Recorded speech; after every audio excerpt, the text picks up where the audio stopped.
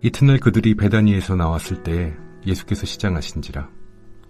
멀리서 잎사귀 있는 한 무화과 나무를 보시고 혹 그 나무에 무엇이 있을까 하여 가셨더니 가서 보신즉 잎사귀 외에 아무것도 없더라.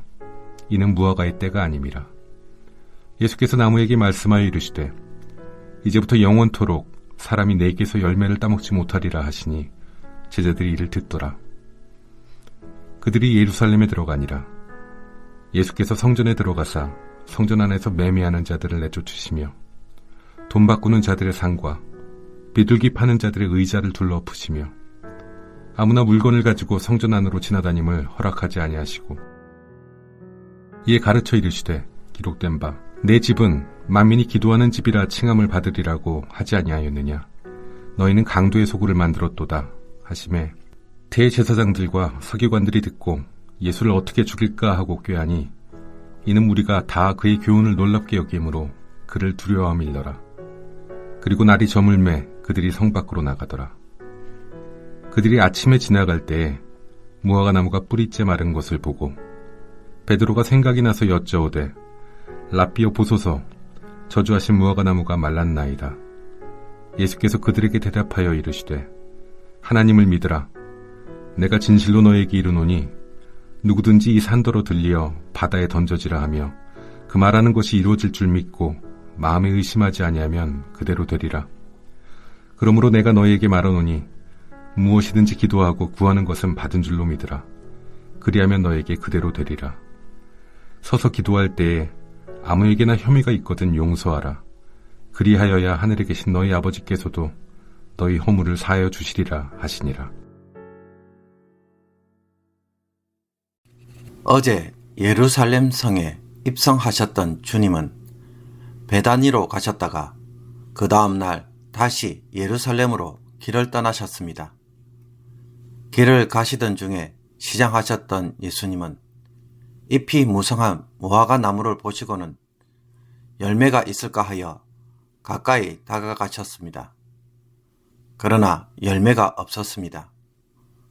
무화과 나무는 3, 4월에 열매를 맺기 시작하면 그때서야 잎이 나오고 여름에 열매가 익을 때 잎이 무성해져서 늦가을에 잎이 떨어집니다.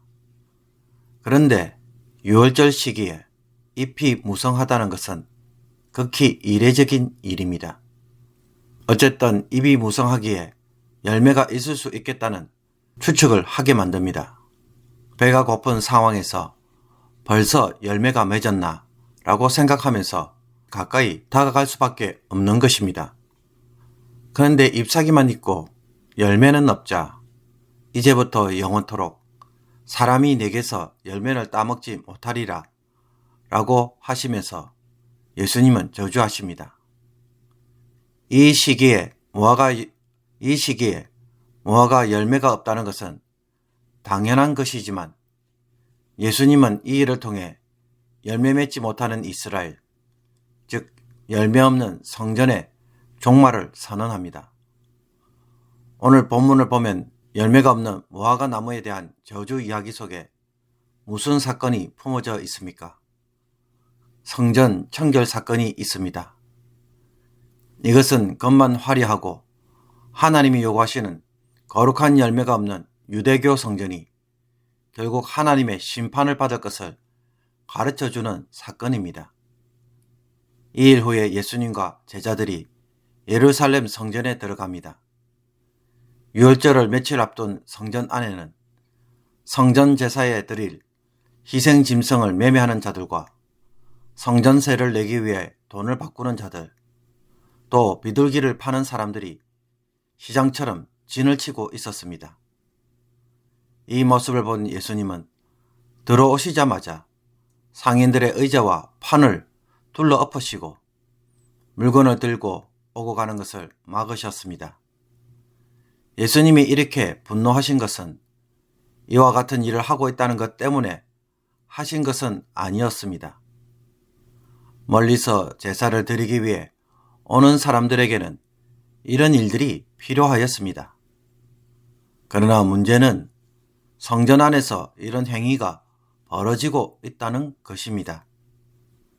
유대의 종교 지도자들은 이런 장사꾼들과 뒷거래를 통해 자신들의 부를 축적하고자 성전 안 이방인의 뜰에서 이런 일을 하도록 독점권을 주었던 것입니다. 그 결과 성전은 만민이 기도하는 집이 아니라 예배자들을 통해 돈을 벌기 위한 강도의 소굴, 도둑의 소굴이 된 것입니다. 성전은 하나님과 교제하고 하나님이 주시는 복을 베푸는 것이 아니라 날강도 같은 유대 종교 지도자들의 이익을 위해 사용되는 장소로 전락한 것입니다. 그러므로 내 집은 만민이 기도하는 집이라 칭함을 받으리라고 하지 아니하였느냐? 너희는 강도의 소굴을 만들었도다. 라고 예레미야 7장 11절의 말씀을 인용합니다. 예레미야의 예언처럼 성전이 곧 멸망할 것이라는 것을 암시하는 말씀입니다. 예수님의 이런 행동은 아니나 다를까 곧바로 대제사장과 율법학자들의 관심을 가져왔고 예수님을 죽이기로 작정합니다.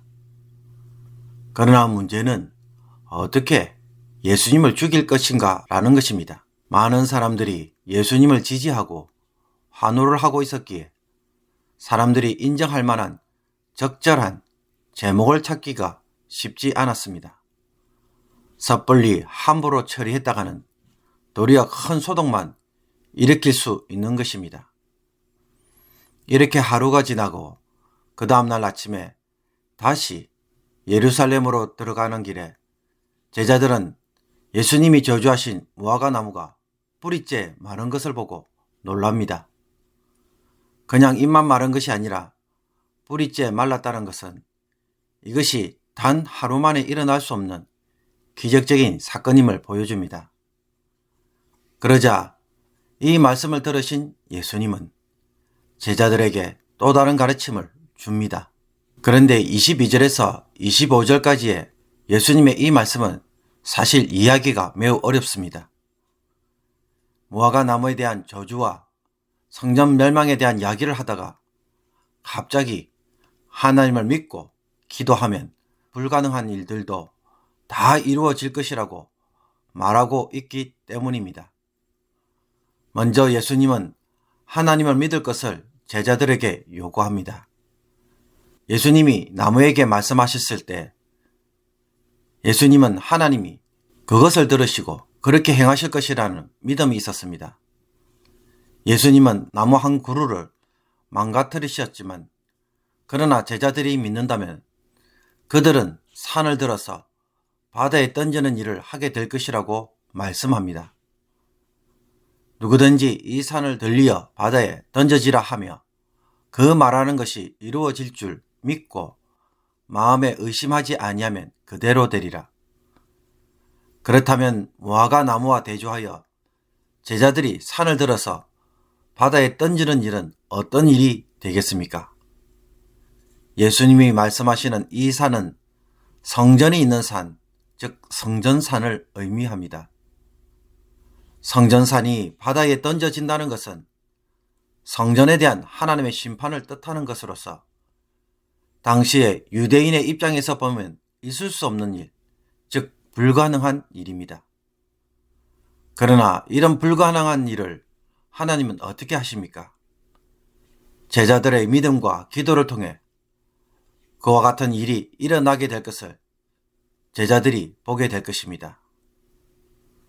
무화과 나무가 하루 사이에 마를 수 없지만 그렇게 된 것처럼 성전산도 그렇게 될 것이라는 주님의 말씀에 제자들이 믿는다면 그들의 눈으로 그것을 직접 보게 될 것이라는 말씀입니다.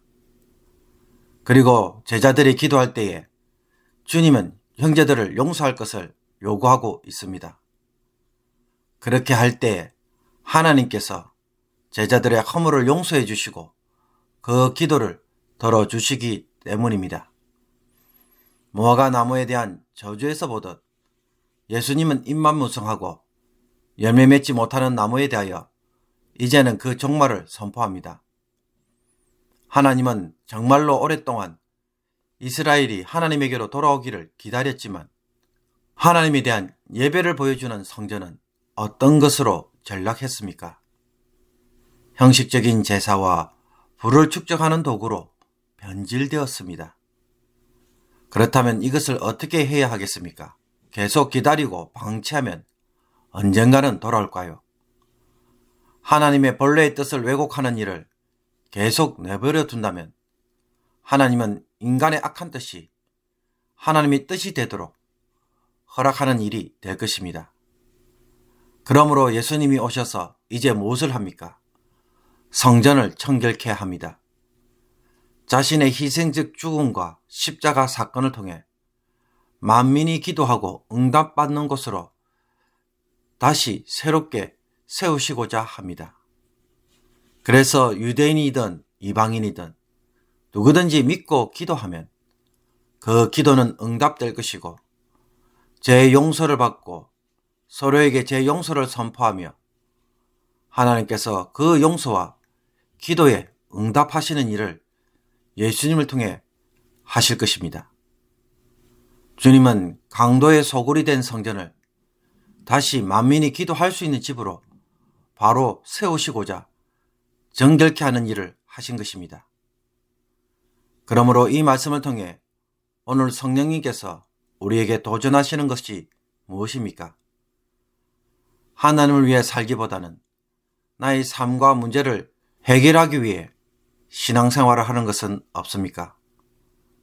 하나님을 기쁘시게 하기보다는 나를 기쁘게 하기 위한 목적으로 하는 변질된 신앙생활은 없습니까?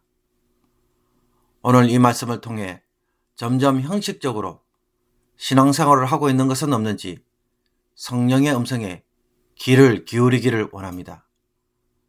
가정을 위해 열심히 살아가지만 너무 바빠서 자기 위주로 가정생활을 하고 일만 하는 아버지의 모습, 남편의 모습을 보고 우리는 정상적인 것으로 간주할 수 있을까요?